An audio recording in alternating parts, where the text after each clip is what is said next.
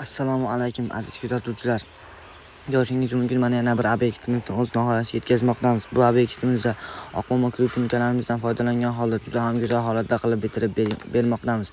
Ko'rishingiz mumkin, bu yerda mana dorixona va shapkalarni qilib berganmiz. Mana dorixonalar kattaroq bo'lgani sababiga juda ham go'zal holatda qilib bitirib berildi. Va o'rtalariga bir dona 180lik kosmoslarimizdan ham qo'yib berdik.